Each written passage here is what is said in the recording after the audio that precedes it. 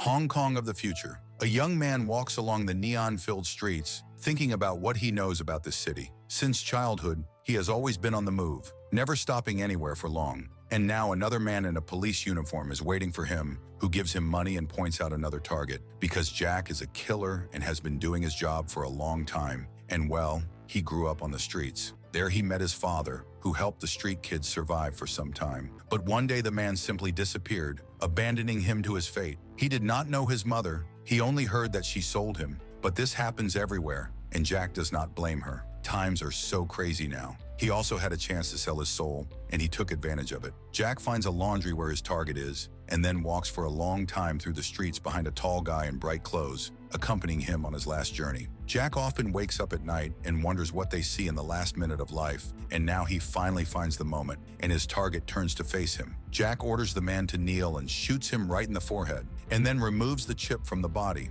After doing this, he goes out on the street again, and soon sees an advertisement for a bar where geisha girls for every taste are presented. The owner offers to try a new quantum love chip, but Jack chooses a regular one, takes a woman, puts her to bed, and just lies next to her, trying to imagine that this is his long-lost mother. In a dream, Jack again sees himself as a little boy with butterflies and rain in front of him. He wants to touch them, but they dissolve in the bright light of the morning and another new day. Jack goes out on the street, wanders around, looking at faces, and one day in the subway, he notices a girl. He follows her and notices that she enters the doors of a karaoke bar. The manager takes him to a separate booth. There are girls standing behind the glass. Jack orders one and stays in the booth, and she comes out onto the podium in front of him and sings for the guest. She does not see him and does not know who is looking at her from the other side. But soon it ends, and Jack starts a conversation with a girl named April. She came from South Vietnam. You can't make money there, but you can still see stars there. April has always loved skating and singing,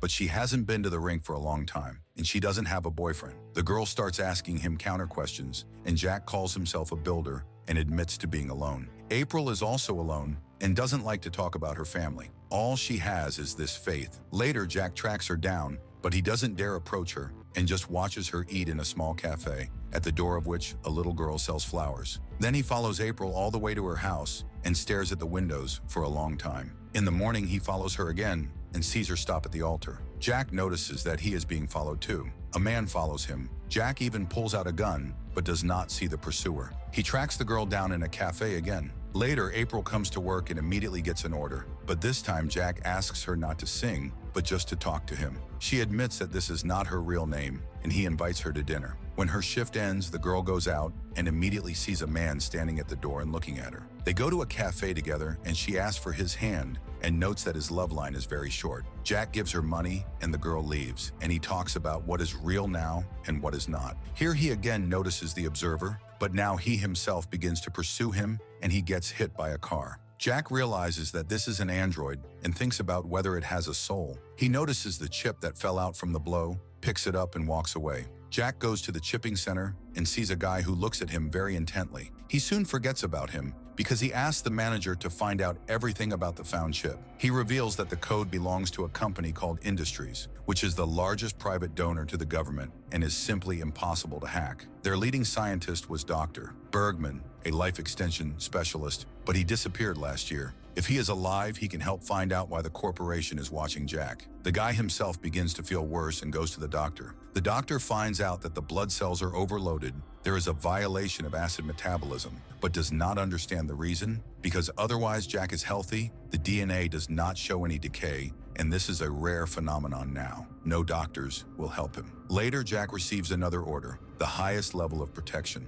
He tracks down an elderly man who immediately understands who is following him, and Jack recognizes him as Dr. Bergman and lets him go. The doctor comes home, and the first thing he does is feed the butterfly living on his desk. He remembers the past when Jack comes to him and shows him the chip he found. The doctor tries to find out how old the guy is, but he doesn't answer. The next morning, April invites him to breakfast. She doesn't want to speak English today, gives him the translator capsule, and tells him in her native language about her first days in this city. She spent 3 nights at the train station and almost didn't come back. She doesn't like her job and hasn't earned anything, and soon she will be old. That night, she saw Jack in a dream. They were sitting on some mountain and looking at the glowing balls that he called lost souls. She suddenly began to miss him, which is very strange. April leaves, and Jack sees the guy from the elevator again. He goes after him and demands to tell him what he needs. It turns out that Jack destroyed his brother. The killer is going to do it again, but suddenly he feels very bad, and the guy runs away. Jack goes to see Dr.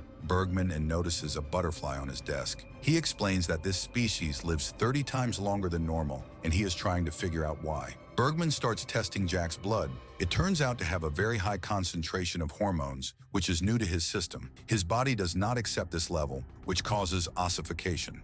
The doctor asks him to remember some unusual experiences and realizes that meeting April coincides with the onset of his disease. The doctor's going to run a full analysis, and Jack goes back to the girl who feeds him strawberries. The doctor at this time looks at a photo where he is depicted with some young guy and sees how the moon goes out over the city and then breaks the floor in his room and takes out a drawer with a hard drive. At this time, Jack and April go skating, and then she sings for him. The guy admits that he is afraid for her because once he took someone else's life to save his own, and then life lost its value. The girl also admits that she is afraid to get attached to him. She had a daughter whom she lost, and now she prays that the girl is okay. Meanwhile, the doctor reviews the material on the bow tie project and finds data on a boy in a concentration camp prisoner suit, which matches Jack's data, and immediately sees that the corporation has appeared at his door. The doctor arms himself, and at this time Jack and April return to her home and realize that members of the corporation have been in the room. He is going to leave because he feels danger, and he will not be able to help find the child. April did not ask him to do this and throw him out the door. Meanwhile, the doctor burns all the data about the project. Jack goes to the long-found shelter where his adopted father lived.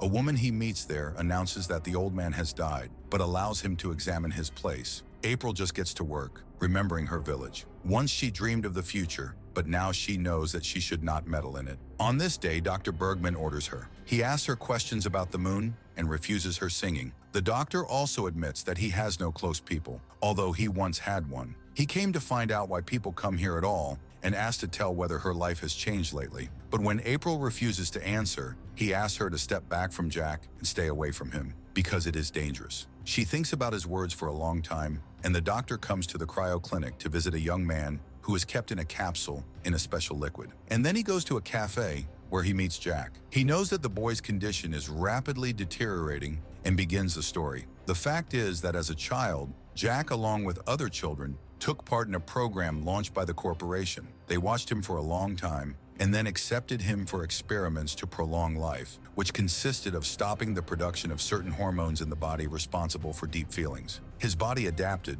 but when they suddenly began to be produced, the body simply refused to work. If he copes with this, he will be able to live forever. The doctor admits that before he would have done anything to get the secret. For its sake, he committed terrible crimes, but now he is ready to destroy all data about him. The corporation will not stop looking for him, so Jack needs to lie low and stop seeing April. Otherwise, he will not endure. The doctor leaves, and Jack remembers meetings with April and goes to her. He says that he has been watching her from the first meeting, and she wants to become a family for him. Morning comes. Jack wakes up and sees that April is gone. He gets dressed and goes outside. He feels very bad.